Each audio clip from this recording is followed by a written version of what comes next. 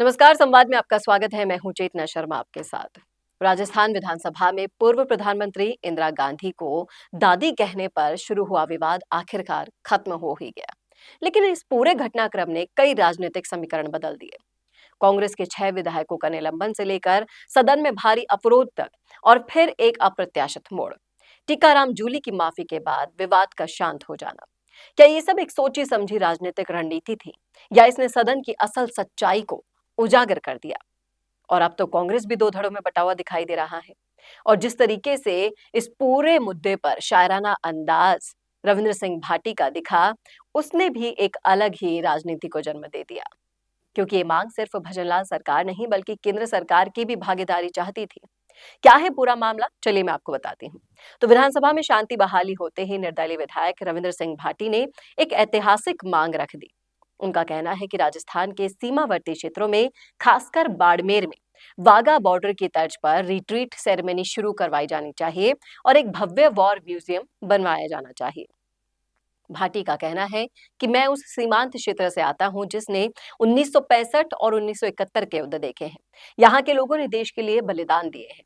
हमारी आने वाली पीढ़ी को हमारे शौर्य की झलक दिखाने के लिए वॉर म्यूजियम और रिट्रीट सेरेमनी की जरूरत है। स्पीकर वासुदेव देवनानी ने भी सदन में भाटी की बातों को सुना और विपक्ष की कमी को पूरा करने की उनकी भूमिका पर मजाकिया अंदाज में टिप्पणी भी की। तो बाड़मेर के दुधोरा गांव के रहने वाले रविंद्र सिंह भाटी वैचारिक रूप से तो बीजेपी के करीबी ही माने जाते हैं, और जिनका एबीवीपी से भी जुड़ाव रहा है, सभी जानते हैं। 2023 में जब उन्हें टिकट नहीं मिला तो उन्होंने निर्दलीय चुनाव लड़ा और अपनी एक अलग ही पहचान बनाई। और जिस तरीके से उन्होंने इस मांग को सबके सामने रखा है, अब देखने लायक ये है कि जिस तरीके से उन्होंने मांग मानी है, मांगी गई है, उसके जो कुछ पॉइंट्स है वो मैं आपको बताती हूँ कि भारत और पाकिस्तान दोनों देशों के नागरिकों को फायदा होगा। पश्चिमी राजस्थान में पर्यटन को जबरदस्त बढ़ावा मिल जाएगा। सीमावर्ती क्षेत्र के लोगों की देशभक्ति और बलिदान की गाथाएं हमारी फ्यूचर पीढ़ी जो है, नई पीढ़ी है, वहां तक पहुंचेगी।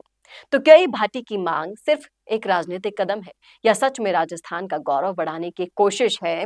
ये तो आने वाला समय ही बता पाएगा। लेकिन आप जरूर बताइएगा कि आपको ये मांग कैसे लगी, इस पर आपकी क्या राय है। बाड़मेर के कई दर्शक काफी ज्यादा एक्टिव हैं पूरे के पूरे सोशल मीडिया पर। मैं जानना चाहूंगी कि आप इस मुहिम में भाटी का साथ देंगे या नहीं। बताइएगा जरूर कमेंट बॉक्स में कमेंट करके। कैसा लगा वीडियो बताना न भूलेगा, और ऐसे और वीडियोस के लिए देखते रहिए संवाद भारत का, भारत के लिए।